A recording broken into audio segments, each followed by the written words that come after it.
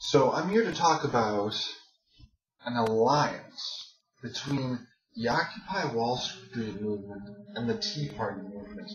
Two different movements with very similar goals. But wait, you say, look at the obvious differences. Well, let's look at them, shall we? The Tea Party movement, it's so anti-government. It's anti-big government. The Tea Party movement is against big government. It's those dirty politicians, they say. They're bought out by businessmen and just policies for profit. You know, corrupting the entire nation. Oh, let's look at the Occupy Wall Street crew, shall we? It's the businessmen. It's the corporate hotshots. It's those aristocratic elites. They buy off our politicians. Let's think about this here a second. Well, whether it's the egg that was diseased or the chicken that was diseased, the point is both now are diseased. You know, whether it's the chicken or the egg, both of them have this problem. And it's interesting because the Republicans have sort of co-opted the Tea Party to suit their ends, haven't they? You know, they've used this schizophrenic self-loathing to revitalize their party. Yes, we hate politicians. Yeah, politicians are screwballs.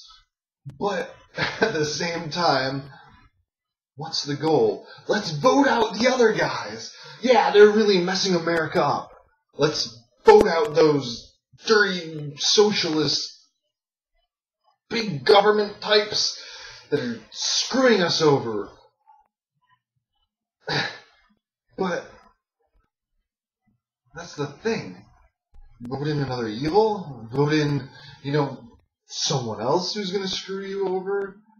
The point is, if you keep voting in a lesser evil just to vote out the other guys, there's one constant you're always going to have. Evil!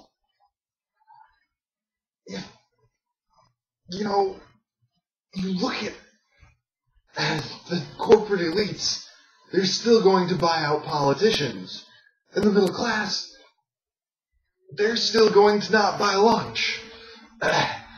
You're stuck with a self-reinforcing problem. And you've got these two movements that are definitely going to be spun off against each other that are focusing on the same issues. So what we need is we need an alliance. If you can see the similarities, the grievances of the Tea Party and the similarities of the grievances in the Occupy Wall Street movement, then you will see that we need to unite. The movements need to form an alliance to come together, because if they don't, they won't be held together against the corruption that is rank within the ruling class, within that group. Either we stand together or we're going to fall. And